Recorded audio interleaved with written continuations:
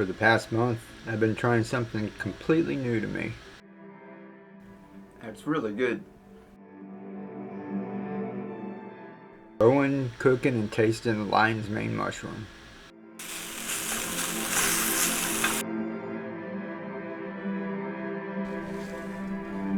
Oh, little mushrooms. This is the lion's mane spawn. It's already colonized. I will read the directions, but I think once it gets to that point, I think all you gotta do is cut a slit in it and it starts to grow out of there.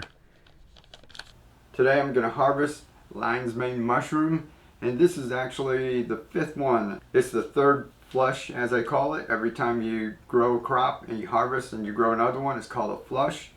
This is the 3rd flush on this one. This is the 2nd one on this one. So I just wanted to go ahead and take you all through it. This isn't the typical lion's mane. If you see it, they're a big ball and it looks like a actual lion's mane. Mine's grown a little different because I'm dealing with a lot of different factors here in Florida. And when they actually, Mill Creek Market sent these to me, they're really nice. They sent these to me and the temperature was actually in the high 90s. So in my grow room it was like really hot, and I finally ended up having to bring them into the house in a little container here. I'll tell you about that. And we also had to deal with the humidity. We would go from really dry to raining for an entire week, so the humidity was fluctuating back and forth. I tried to use a little fogger and that worked okay. Got the humidities to the right level. These things, I think they like between 60 and 80%, and then like it would just shoot up to over 100, and then it would be back down in the 40s. So it was fluctuating really bad, but at least I got to grow some mushrooms and I got to cook some and taste some, so that's awesome. So if I can do this here, and this is my very first grow, if I can do this on my very first grow, then you can too. So what I'm going to do with this is I'm going to harvest this one, and then I'm going to take what's left in here. You can tell the bag's getting kind of crinkly and the substrate is drying up. So when the mushroom or the mycelium senses that the food's about used up, it goes ahead and fruits.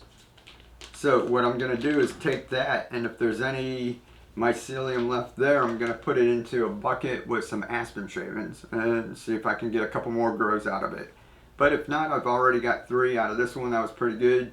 2 out of this one. I'm going to go ahead and harvest this, and you can see it's actually starting to form little what they call pips up on top. They're just starting to form. So just like this one, here's where I harvested off of it twice already. The first one I pulled off.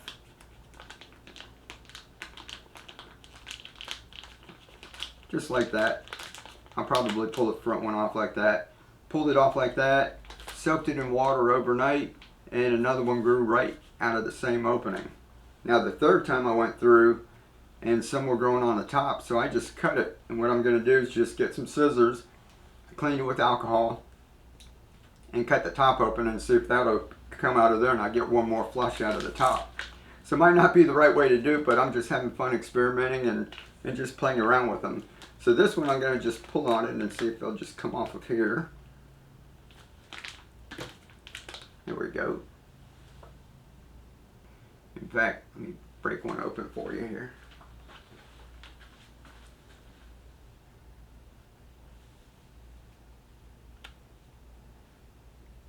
And that's why when you take them like this, you can either slice it or you can pull them and it shreds in little pieces like that.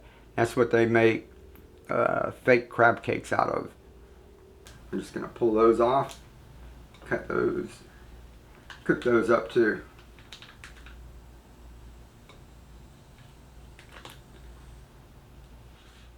Now this one over here was the one I said I have twins, so there's actually 2 mushrooms on here. I've got my knife in case I need to cut it, but I'm going to see if it just pulls off of here.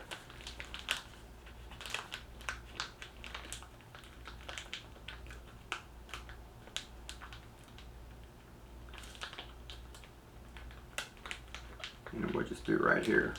There we go. See, it just pulled right out of there. And that's what I did with the first few grows, and I set it back down in the water. I'm going to let it hydrate overnight, and then I'm going to come in. I'll actually cut it right here so you can see.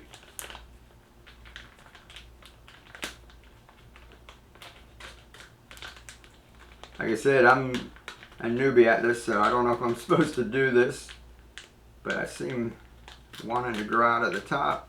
So I see if I can get one more flush out of this. If you can see them all just starting to grow right there. It's ready to pop out of there.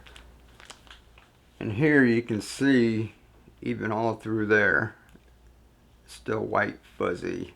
So fully colonized all through there. So this was 2. And then where it's got the sawdust on it.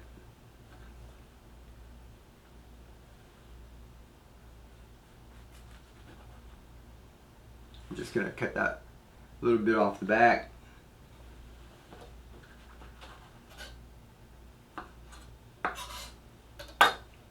So just get rid of those parts. And this is where you get like the chunkier bits, even though it's not a huge lion's mane like you see them growing. You can still take these and make like chunks like that and fry that up. What I like to do is slice it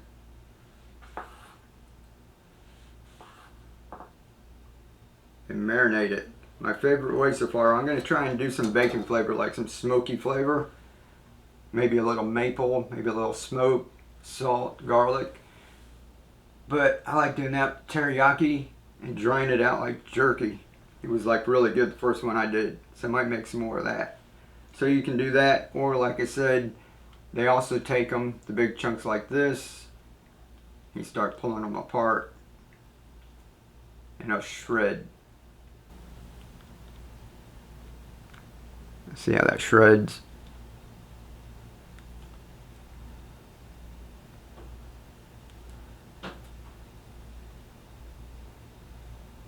So the shredded one could be like shredded chicken, or I don't really care about it being like fake crab or fake shrimp or fake scallops or fake steak. And I've seen where they take the big ones and grill it.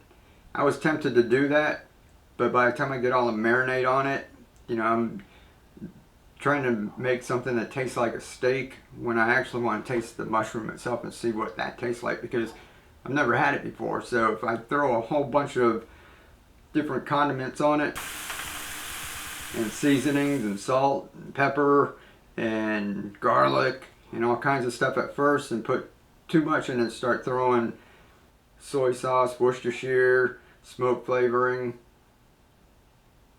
then I won't really get to taste what this is all about. So I want to taste that first. So that's why I did the first one with just a little olive oil, salt, pepper. And then after I tasted that, I poured a little marsala sauce on to deglaze the pan. That was really good. Added a little sweetness to it. And then when I was done with that, then I teriyaki-ed it, because I'm used to that. I love my mom's teriyaki recipe. Maybe one day I'll share that with y'all. But this is pretty cool. Like I said, I've had 5 flushes already out of the 2 of these. And we've got them sliced up. There's chunky if you just want to fry them up like that. And then we've also got shredded. So pretty cool. So y'all check out Mill Creek Market. I'll put their link down in the bio. Mill Creek Market. You get the kit just like that. And all you have to do is take it, pull the top down, and that's what this little piece of tape is.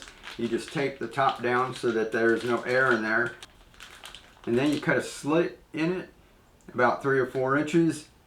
The mycelium senses fresh air and it grows out of there. So we're going to see, like I said, this one already got 3 flushes out of it. This one we got 2. We're going to go ahead and soak this a little bit, see if we get one more flush. And if not, we're going to stick it in a big bucket and see what happens with that too. Alright, I'm having fun with this. Y'all let me know if you want to see more. If you want us to try different mushrooms too, I like this because I can't get lion's mane right around here. There's one person who sells it, and they're about 30 minutes away, driving through traffic and everything. So I like the fact that I get to try something that I've never had before in my entire life. I'm almost 60, and it's my first time trying something like this. So if you've never had it, it's an easy way to go ahead and start out. Let me show you really quick what I did. What they do is once you take this and you cut a little slit in it, they have a big plastic bag that goes over it. Now that bag wasn't big enough to hold both of them. So what I did was, I don't want to spend a whole lot of money on a big tote. I went and got just a small tote, and instead of it laying flat, I set it up.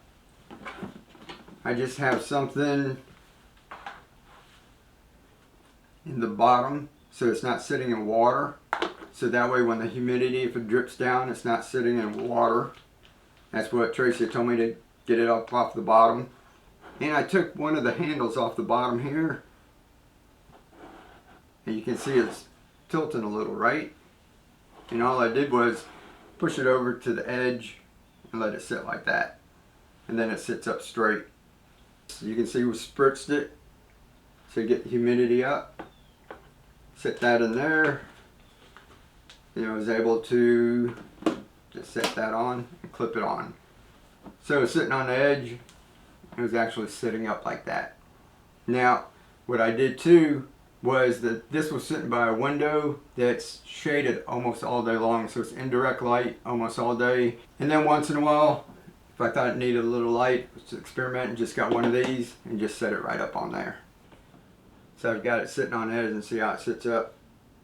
So just the way I'm doing it, you guys might do it totally different. And like I said with everything else, like the hydroponics, start small, learn lots, and have fun. We'll catch you next time. Go grow some mushrooms. Spent a lot of time. We cleaned out the studio, redid it, and we're going to be setting up for growing inside. The conditions we're going to see a little space like this, 36-inch rack, how much food we can pack on there all through the winter. We have a lot of limitations, and that's what we like, is to experiment, push things to the limit to show you guys if I can do it, then you can do it too. All right, get out there, live to inspire, keep on growing, be the change. We'll catch you next time.